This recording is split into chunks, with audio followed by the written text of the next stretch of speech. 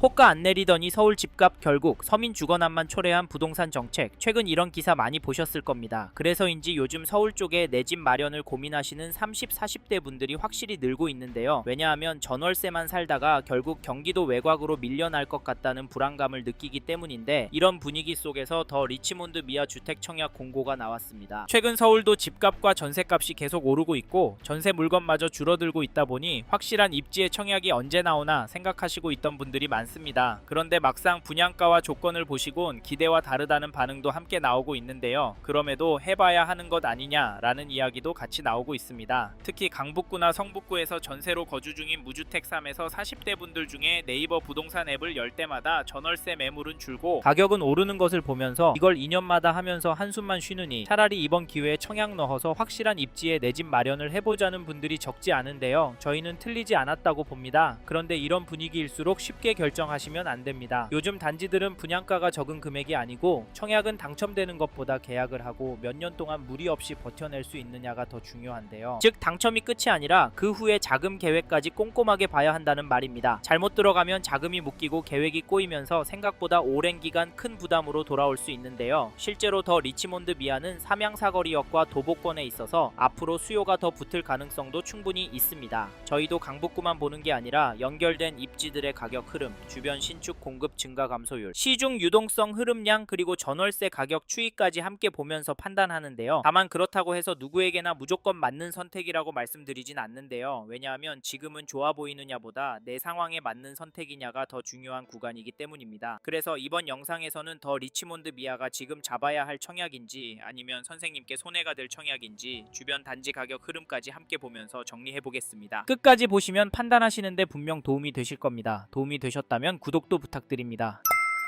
사실 더 리치몬드 미아 청약을 넣기 전에 기사 몇 개나 영상 몇 개만 보시고 판단하시기보다는 적어도 선생님께서 이 세 가지 기준은 정리하고 결정하셨으면 좋겠는데요. 첫째, 이 단지를 얼마나 보유할 계획이신지. 둘째, 지금 자금 구조가 이 단지에 무리 없는 상태인지. 셋째, 비교 중인 다른 단지와 수익 구조가 어떻게 다른지입니다. 왜냐하면 지금 강북구는 서울에 있다는 이유만으로 과감하게 들어갈 수 있는 시장은 아니기 때문인데요. 이 기준이 중요한 이유는 좋아 보이는 청약도 막상 내 상황과 안 맞으면 끝까지 가져가기 어려울 수 있기 때문입니다. 그래서 더더욱 기대감으로만 판단하시면 안 되는데요. 실제로 데이터만 보더라도 강북구의 분위기는 나쁘다고만 보긴 어렵습니다. KB 매매 지수를 찾아보시면 강북구는 상승하는 추세로 나오고 전주 대비로는 0.168% 상승했습니다. 전세 지수도 보시면 전주 대비 0.355% 상승했는데요. 여기는 매매 지수가 더 많이 오르고 있습니다. 어찌 보면 당연한 게 사람들이 강북구를 실거주도 투자 가치도 좋다라고 보고 있기 때문인데요. 뉴스에서는 급매다, 하락이다 많이 나오지만 실제 숫자는 다르게 움직이는 동네도 있을 수 있다는 점도 기억하십시오. 사실 이런 이유로 이번 청약은 넣어야 하나 헷갈려지는데요. 여기 분양가를 찾아보니 전용 40구는 7억 6,400에서 8억 200 수준까지, 전용 50구는 9억 2천에서 9억 5,300만원 수준으로 확정이 되었습니다. 계약금은 두 번에 나눠서 10%를 내셔야 하고 중도금 60%에 나머지 장음 30%는 입주 시에 완납하시면 되는데요. 여기에 발코니 확장과 시스템 에어컨 추가 비용까지 하면 4에서 5천만원 가량 추가가 될 수도 있습니다. 처음엔 관심이 갔지만 막상 계약금과 옵션비까지 계산해보면 고민이 생기시는 분들도 생기실 텐데요. 부담이 많이 된다고요? 사실 틀린 말은 아닙니다. 왜냐하면 적은 금액은 절대 아니기 때문인데요. 그래서 저희는 서울 권역에 터전이 있고 이 단지를 보시는 분들 중에 입주하고 길게는 10년 이상 거주하실 아파트 보시는 분이라면 앞에서 말씀드린 세 가지는 꼼꼼하게 검토하셨으면 좋겠는데요. 결국 문제는 좋아 보이느냐가 아니라 이 가격을 내가 끝까지 감당할 수 있느냐입니다. 무조건 좋다 말씀드리지 않는 이유는 여기도 맞는 분들만 들어가셔야 나중에 후회를 하지 않으실 거라고 보기 때문인데, 서울 안에서 미아동의 입지가 별로라고 말씀하시는 분들도 있지만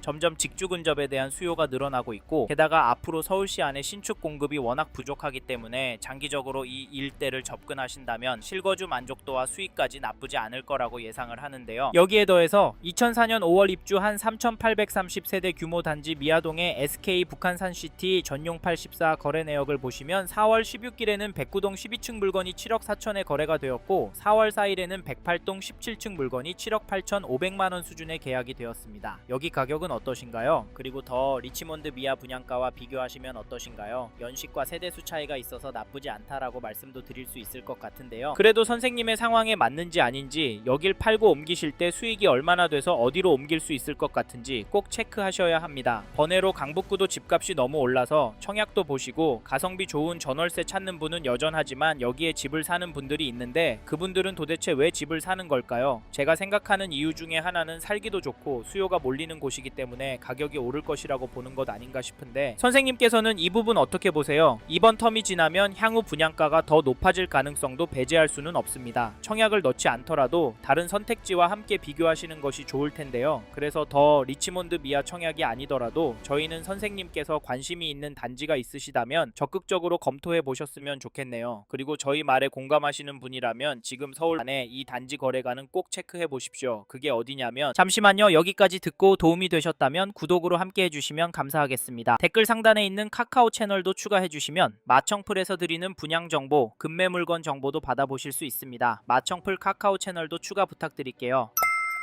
2003년 12월 입주한 미아동의 삼각산 아이원을 보시면 4월 13일에 전용 84, 101동 24층 물건이 8억 4천에 계약이 되었고 4월 10일에는 116동 2층 물건이 6억 3천에 계약이 되었는데요. 이 단지 가격 어떻게 보십니까? 저는 여기도 조금씩 오르고 있다고 보여지는데요. 사실 가격도 중요하지만 파워풀한 대책과 부동산에 대한 부정적인 발언에도 아랑곳하지 않고 계속 거래가 나오고 있다는 점 놓치시면 안 됩니다. 서울 강북구는 추가 규제가 나올 수 있는 입지이고 그동안 대출 금액도 많이 줄고 세금도 많이 늘어서 거래가 줄어들 거라고 예상했지만 잠깐 주춤하는 모습을 보이다가 다시 거래는 꾸준히 나오고 있습니다. 이게 팩트인데 더 리치몬드 미아 청약은 어떻게 하는 게 좋을까요? 사실 저희 채널에서 다뤘던 강남구나 용산구 영상에서도 보셨듯이 다른 동네 아파트들은 조정이 되는 곳도 나오는 상황입니다. 이런 상황 속에서 여기 더 리치몬드 미아 분양가와 입지를 기준으로 봤을 때 청약은 넣어봐야 하는 거 아닐까요? 이 단지 전세가도 살펴보면 4월 22일에 119동 3층 물건이 6억 5천에 신고가 거래가 나왔고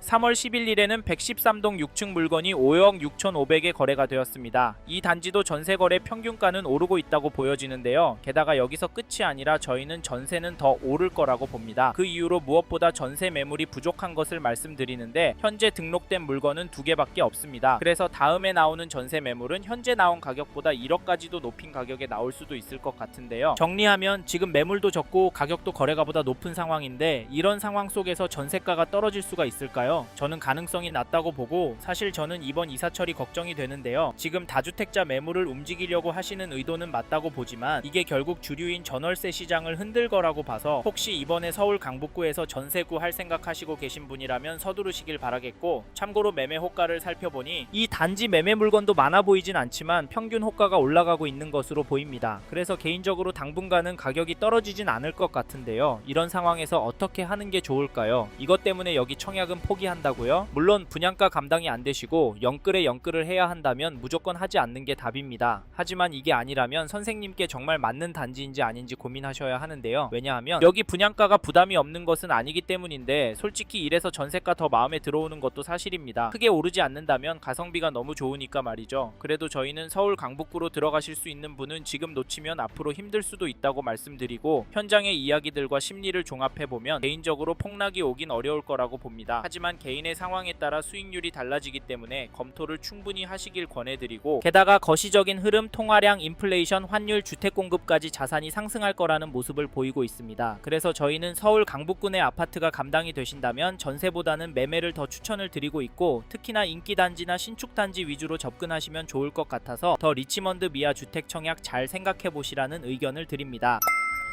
이번 영상에서 더 리치몬드 미아 주택 청약과 앞으로 어떻게 될지에 대한 저의 생각을 말씀드렸습니다. 관심이 가신다면 영상이 끝나고 이 단지에 대해 좀 더 검색해 보시길 바랍니다. 이번 영상에서 언급된 내용들에 대하여 좀 더 궁금하신 내용이 있으시다면 댓글로 남겨주세요. 최대한 빠르게 답변을 드리도록 하겠습니다. 다음 영상에서도 부동산 투자에 도움이 되는 정보 나누어 드리도록 하겠습니다. 구독과 좋아요 그리고 알림 설정 부탁드립니다. 감사합니다. 좋은 하루 보내세요.